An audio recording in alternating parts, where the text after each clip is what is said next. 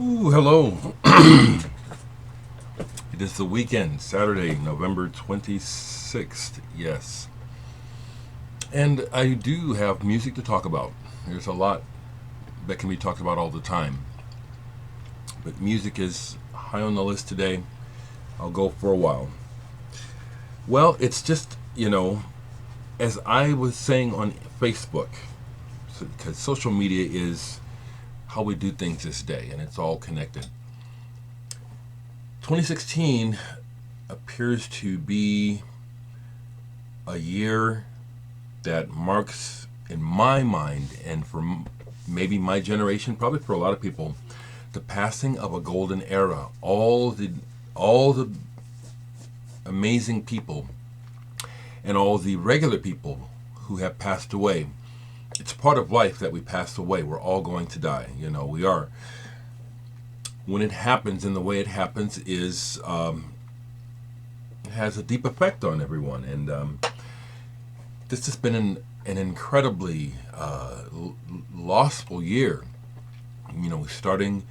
Ending last year with people like Lemmy, starting this year with people like David Bowie and Prince. Just recently, again, we had Leonard Cohen, another big name. And then over the Thanksgiving holiday, Florence Henderson of the Bradys. She has to be mentioned by me because she touched me personally. That was an era of television where the thin veneer of what seemed to be neat about America was still a bit there. And the Brady Bunch TV show, I watched it, as a kid. And not so much that I related to it a whole lot personally, but because I, live in mid-America, in predominantly white culture, I was very familiar with that scenario. And so it was like losing a significant person, losing her. Another major loss, although you have to take into account that she was 82, when you get up in those years, anything can happen, was Pauline Oliveros. Just passed away, I believe, yesterday. And I only have one record on vinyl to show you of hers, Deep Listening Band. She coined the term deep listening, and I can't do her justice in a short amount of time, but she was a trailblazing pioneer of a musician and thinker and doer. She founded the Deep Listening Institute. I think it's now called the Center for Deep Listening. I never got to meet her, but I know a couple folks who actually traveled to the center to do workshops with her, and they said they were life-changing experiences. So another giant passes, and this album, Deep Listening, or anything by Pauline Oliveros, will challenge, if you're a conventional listener, it will challenge you. Deep listening is what I like to do in general. Deep listening is what I like to do, and that's why I talk a lot about the kind of music I do, because much of it, in order to really get it, requires some deep listening. I mean, we can listen off the cuff or just it's in the room, and that can happen, but stuff where you immerse yourself and allow it to become what the complete center of focus is, it's an amazing thing to do. Let's see if I've still got it sitting out. We also lost another musician that, let's see now.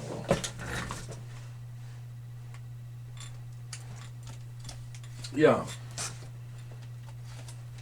This one caught my attention because when the Manchester thing happened in the 90s, I caught it. But even before the baggy thing happened, I was relating to musicians from Manchester. Just a lot of them, everyone from Joy Division to Magazine, all the people I'm not going to name because right now I can't think, and I'd probably say some people from Manchester who aren't. But in Spiral Carpets were one of those bands, along with Stone Roses and a few others who Charlatans got real popular commercially worldwide. But I've always thought that this was a better band, yeah, that was my thought, that this is something a little more special. And this is the end of the 80s, going in the 90s, 1989 here. This is a beautiful song. It's almost like an anthem move. A big part of what makes this record so good is their drummer, Craig Gill, who just died. The drums, when they come in after the organ, it's like, oh, you know something good is happening. So, he was only 44. Don't know what the cause of death is. And then I also have this 12-inch single by them, Find Out Why. I have a couple of their albums and some other stuff on CD, but I like to show the vinyl. That was a loss. There's been some others, but those come to mind right away. I'd shown this recently, but I'll show it again. Indrima, my band Indrima, we played our once-a-year show. I hope that changes next year. Last night, and it was beyond my hopes. This is the limited edition purple vinyl. It's sold out. These are available through sellers on Discogs, and they're still cheap. You can get one of these still for $10. After we played last night, a couple folks come up and saying they wanted to buy the album. It's sold out, you know. Trying to get the band to do some recordings for something new. But the show was amazing, and we played with Flowers Forever and Closeness. Closeness is the new project between the husband and wife, Todd and Arenda Fink. Todd from The Faint. Arenda, she was in Azure Ray. She has this other band called Haruki Zombie. Solo artist. I just love her. But they were really good, and they did this kind of slow tempo, big Eurobeat, electronic, moody stuff. There's probably some modern bands that are good reference points, but I can't think of who they are. Crystal Castles, maybe? I don't know. I thought they were really good. And Flowers Forever was really fun. But I do know from the people in the audience as well as the feeling on stage that in Dreamer, we just smashed it. We just smashed it last night. And we just killed it. I love doing that.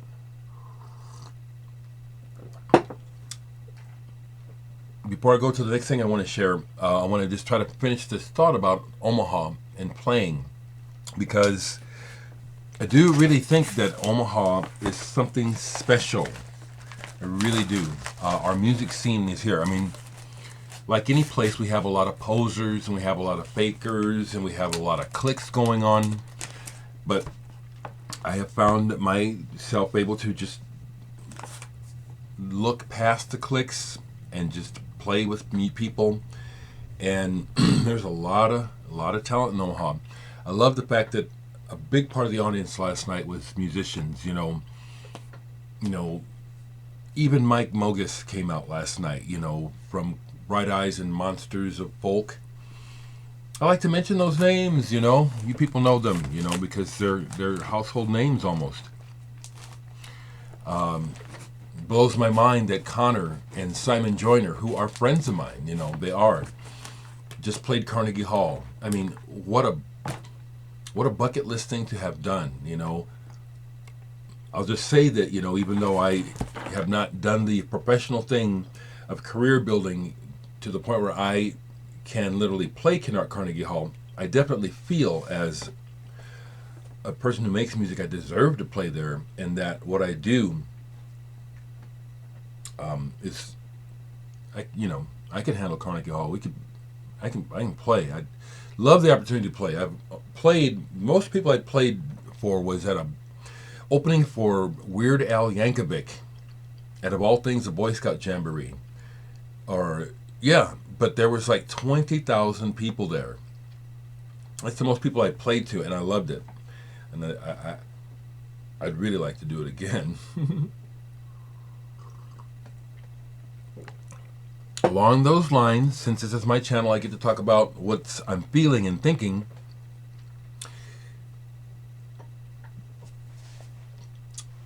Historically, about me, even before the Beatle thing happened, I was completely enamored with records and the world of music and what it was mysterious to me because I was just a child, But when the Beatles broke in and the subsequent wave of how rock developed and stardom that goes along with it, how the stars seemed so remote. Even to this day, a lot of them are like it's like they're almost untouchable. They're not accessible. What I'm getting at is, it means a lot to me in my life now that many musicians that I have loved and admired and still do are now friends through social media worldwide, but they contact me. That just really means a lot to me. If I can, visuals are helpful. The band This Heat, Charles Hayward became a friend of mine a couple of years ago. He stays in touch. Wonderful man. It was because of the social things that I say that he was agreeing with, and just saying it's just wonderful that you're willing to take the risk to just say what's on your mind, and that it's right on. That it's humane. I'm not ever saying I'm right. I'm just saying I'm always just trying to see things as clear as I can from where I live and where I can see things. That's all I try to reflect is, okay, I'm not even having somebody tell me what they think I'm supposed to think, because that's how I was raised, and I knew that was wrong. Somebody else is going to tell me what to think because it works for them. No, let me figure out what I see.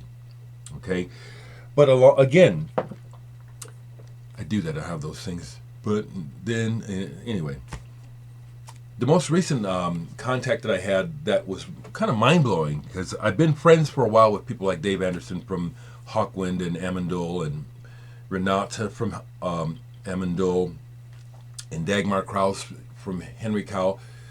I never had any correspondence with Renate, but on Thanksgiving she got a hold of me through Facebook message. It was a short one, but I was like, wow, very friendly. And so I responded, and then the amazing Amon Düül too. Okay, one of the most iconic psychedelic album covers that exists. This is just one of the most amazing images, I think. And I'll never forget the first time I saw it. I can still remember that moment. It's how heavy it is for me. And the album is very good. But she started a conversation just thanking me for my genuineness and how she could feel the genuine bond that we have, although we've never met. She told me, I'm your sister. Amon Düül, too, Renata's voice has never been the greatest as far as being able to sing, but her energy and her importance in what she did in creating this band's sound and whole world is very significant. So I'm just been on cloud nine about that. Little things like that just mean a lot to me. They really do. I just really appreciate that. So I had played this all the way through of these albums. I just had on Dance of the Lemmings, but Wolf City is probably my favorite of their albums, actually. Yeti is pretty cool, but I like this one even better, Wolf City. I even have the Amon Düül one, because they started out as a commune, and Amon Düül stayed a commune, even though they made a couple of wild psychedelic-based albums, percussion-based albums. Amon Düül went on to become a band proper, but I've got Amon Düül. I don't have all their albums, but I've got the main ones. Carnival in Babylon here. Here's the one that really got me going on them, Viva la Trance. And when this came out around 1973 or 4, it actually got airplay on FM radio here in the Midwest. I don't know how that happened, but it would blow my mind to be listening to the radio and the lead track of this would come on the air, and it's like, wow, now this is a good day. Made in Germany.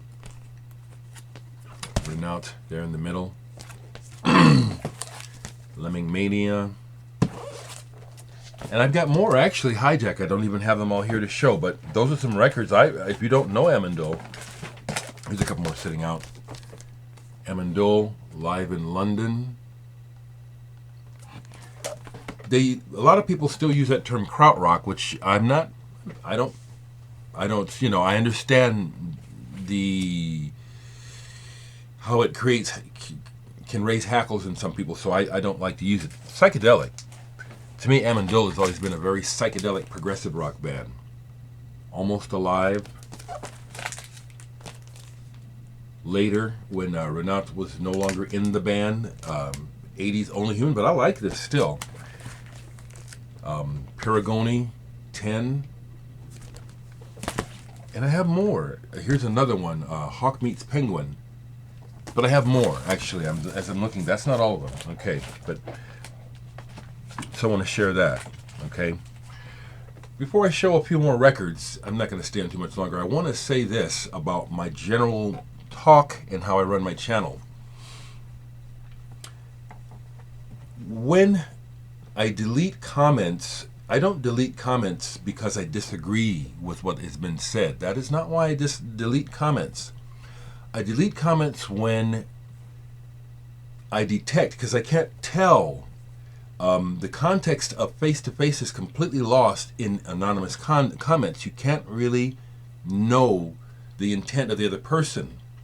But depending on how the comment strikes me, if it strikes me as disrespectful, if it strikes me as something that this person would never get away with saying to my face, I delete it. I delete comments where it's like, okay, this person's never met me. What this person is saying, he would not say that to me after meeting me. This would not be happening. Those are the comments that I delete. Some of you who follow me and do read the comments catch some of them before I delete them. I just deleted one when I got home from the show last night, which seemed perhaps to someone else benign, but I said, no, this is not cool. This is subtle bullshit, you know. And I absolutely have, there's no reason for anyone anywhere to be disrespecting me or talking down to me, and so I'm not having it. And when you come around and try to do it, I'm just deleting you because you don't know me. And we've obviously never met, because I don't get that shit from anyone that I know. And when I have a disagreement with people, we have something to discuss, we can discuss it. I'm a man of peace, but if you get in my face, I'll get right back in your face, okay? I ain't afraid of nobody. No one.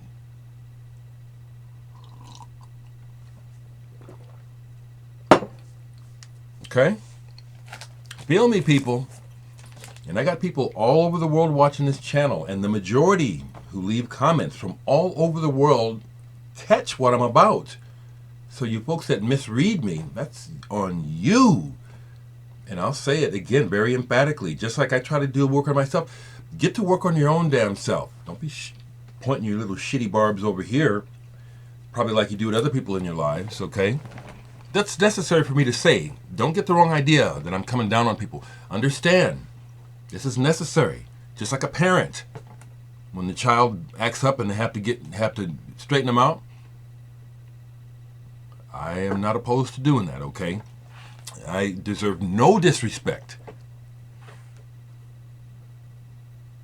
Feel me, people, because this goes on, and some of you people that like to watch me and you tell me that you deal with it yourselves, you don't deserve it.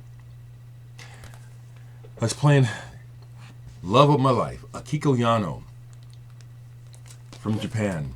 Just found out that she had put out an album as recently as 2014, so I found it online and downloaded it. I just love her. But this is a compilation of stuff from Japan to Japan. I just love her voice, her piano playing. She can be really heavy, but there's a real playful character to her voice and the way she approaches a lot of music. I love it. So the toy is so appropriate. I just finished up a big jag of listening to Henry Cowell, all their albums. I might have put some of them away. Excuse me. Henry Cowell was an English band emerging from what people call the Canterbury School of Thinking of progressive rock, which was started by the Wildflowers, Soft Machine, David Allen. When I discovered Henry Cowell after reading about them in the English press, I was already into the Virgin Records label because of Faust and Gong and some other bands. So I knew I needed to check out Henry Cowell. When I first heard them, it was kind of hard to understand. I had to really work at understanding Henry Cowell's music. It didn't happen easily. It actually took me over a year of coming back to the first album, which, is it still sitting out? No, I put it away. When it finally came through, it was like, oh man, it was educational. So I just come off of a jag of listening to Henry Cowell, another band I highly recommend to people who want to expand your knowledge. And you want to find you want to hear music that's healthy, good for you, makes you think. Henry Cowell, another longtime favorite. I got to show you old records because honestly, I have no budget for buying records, so I haven't bought hardly anything this year. Okay, UK. This was a super group. Bill Bruford from Yes, Alan Holdsworth on guitar, Eddie Jobson on violin and keyboards. My God, and John Wetton on vocals and bass. Still, this day, this is just a jamming, fantastic progressive rock album. It's just excellent. This is a white label promo. That's why that sticker's there. It's a promo copy. Kraftwerk. What can be said? Computer World. I'll show this because I used to have it, the original, when it first came out. Then, like a dummy, when I switched to CDs, I sold it. A lot of records I sold when I got CDs, I regret. But I didn't know this when I bought this in the store recently, this reissue. It had no sticker. I had no idea it was going to be colored vinyl, but it's a nice colored vinyl. I love this album. Computer Love is my favorite song on the album. Computer Love. And Kraftwerk have a whole lot to do with hip-hop. A whole lot to do with the development of hip-hop. I collect the big Actuel series. And this is one that, when I got it, it was to complete it, not because I really like it. Freedom at Last. Kind of a bluesy three-piece band.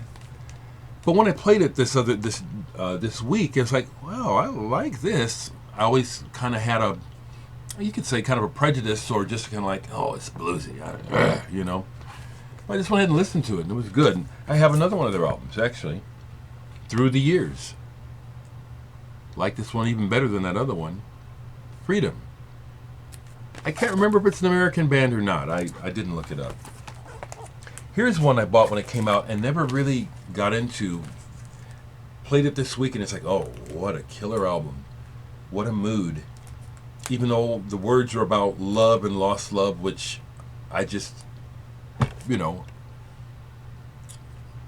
just, there's so much pain. That's not how I'm living. So I'm not listening to those songs to relate to the words, but that's what they're about. And they're deep. Portishead, Third. Beth Gibbons, what a voice. And Adrian Utley, music is fantastic. Portishead, Third, an amazing album. Wow. Had Thanksgiving with my family. My brother hung out with me before we went and joined the family. Played some music. Played for him burned it to his computer because he lost all of his records. Miroslav Vitou's Infinite Search. This is one of my favorite jazz albums. Freedom Jazz Dance, the interplay of Joe Henderson, John McLaughlin, Jack DeJohnette, Herbie Hancock, and Miroslav on this album is this is just a landmark of a jazz album to my ears. One of the best. I've met some of these guys. I've met Miroslav Vitous. I met him the first time I saw It Was a Report. It was a quick exchange, but I got to meet him, and talk to him. Herbie Hancock I've met. Jack DeJardin I've met. John McLaughlin I've never met, but I've had a correspondence with him through email. He actually responded to I sent him a complimentary after I saw him. I traveled to Minneapolis, was it, or someplace like that, to see John McLaughlin.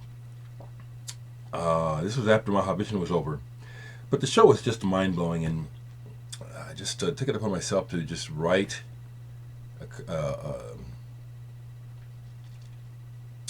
trying to remember how this went down, but somehow I got an email that was connected to him and wrote to it and just shared what I thought. He responded. It was awesome. Dead Can Dance.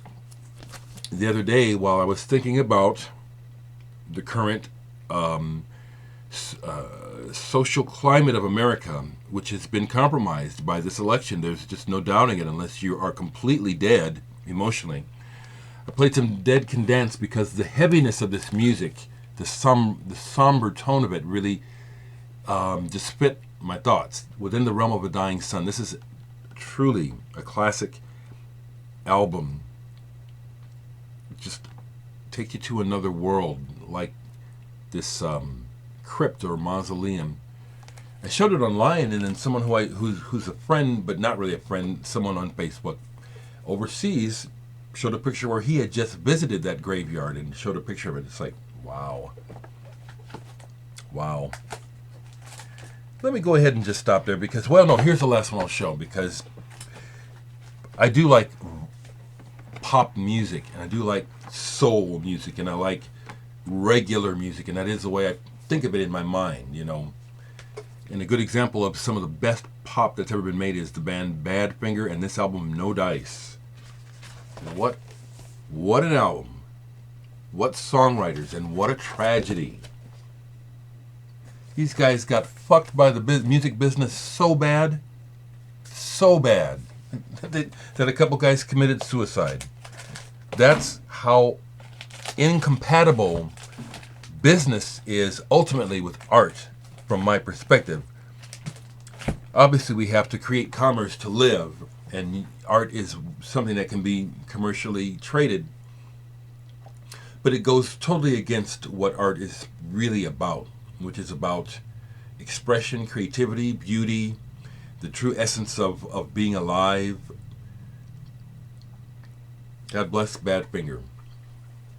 Last thing I'll say is, I left the comment up, but a Trump supporter left a comment after my video where I was talking quite a bit about it. He says, "Oh, I'm a Trump supporter, give him a chance." That, to me, is a perfect example of the problem. If that person had actually listened to what I said in the fucking video, I said it in the video. He is being given a chance. I am giving a chance. But whoever this was, did you not hear it? That's what I come up against when I try to talk to people who are his supporters. They don't think, not critically. Not that I've been able to discern, okay? So that's again why the whole tragedy of this guy being ready to be the next president is so concerning to people like me. People who support him, I don't see what you see, and what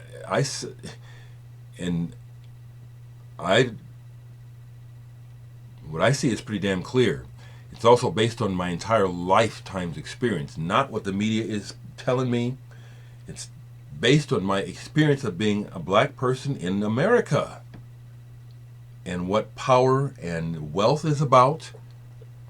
And that's what that man is a wealthy man. And he's into power and he's into self. He wants to be the big dog. He don't give a rat's ass about doing anything. Look at what's happening. He's backpedaling on almost everything he said he'd do to get that vote. So I'll continue to say what I see clearly. Not saying it's what you should see. I'm just saying this is what I see. I'm sharing it with you. Okay? And last night when I get home, or early in the morning I get home from the show, I see that I hear on the radio that Fidel Castro has died. Well, I'm not Cuban, so I can't speak with any authority on how he has affected my life. But I'm not going to cast aspersion on him. I'm not going to like be down on him. Just like, for example, if Donald Trump were to die, I wouldn't be happy. That's not the kind of person I am, and that's not what my concern is. Let me say it again. My concern all along is not about individuals being people I don't like. My concern is always about how power just seems to be absolutely corrupted, and all these rich people and politicians are just playing us for fools. We're just pawns in the game, and I just am always going to say it because the effect on my life in many ways has been bad. The trickle-down theory, there's enough. So this idea that, well, some people can be super rich, others will get what they need, it's enough of that. You know what I'm saying? It's like, I do sincerely pray that the next golden age, or when things come around to better times, that will be in a mind state and a heart state and a chakra state where it's like we're focused down here on the heart, matters of the heart and human, rather than me, ego, you know, what's in it for me. Because that's what I see going on. You know, it's like, I have it too. I have ego. I would never want the job as a president because I know that I would not be able to do good things. The president is not in charge, and America is a freaking corporation. And the money will flow, and the corporate profit margins are the bottom line, and that's why we suffer so much. And I will always talk about this when I feel it.